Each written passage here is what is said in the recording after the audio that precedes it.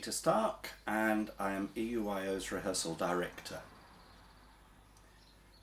The listening project is a tremendous opportunity for all of us to really investigate and understand what listening really means. Think of the difference between two words, hear and listen. To hear is to perceive with the ear the sound made by someone or something. To listen is to give attention to that sound. If somebody says, "I hear what you say," what do they really mean? They're actually telling you that they are not listening. Listening means both hearing, that is receiving information, and using it, which is processing. I remember being told once when I was sitting at the back of a section to listen to the leader. How can I thought. I can't hear him. He's too far away. My poor reaction was the result of not understanding what listening was really all about. So, how do we listen in an orchestra? You must be totally and completely aware of what other players are playing, and your contribution should be influenced by it. In auditions that include orchestral excerpts, the panel will notice immediately who understands the relevance of their individual part to the whole piece. What is the harmony here? Am I the main voice or am I just a support?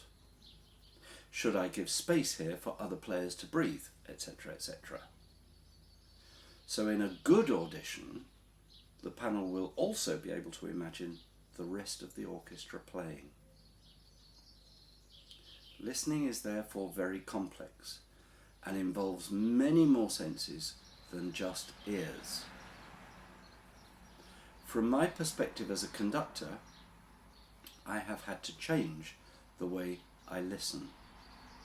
And this has involved understanding prediction as well as reaction. If you predict what is going to happen, you can prepare for it and adjust to it as it happens, and sometimes even before. Think of this in relation to harmony. Your note might seem relatively unimportant, but in relation to other notes played at the same time, its relevance can be hugely increased. This will affect the way you play that note. An example would be dissonance. Your tonic note might seem a little ordinary, but not when placed against a major seventh or any other dissonance. In order to contribute to that dissonance, you have to listen to and process both notes, yours and the other one. I would actually argue that in such a dissonance, the tonic is more important because it provides a support for the major seventh. Players are at something of a disadvantage. Conductors have the luxury of seeing the whole score in front of them. You only have your individual part. Therefore, you must develop an overview of the whole and work within it. Thank you.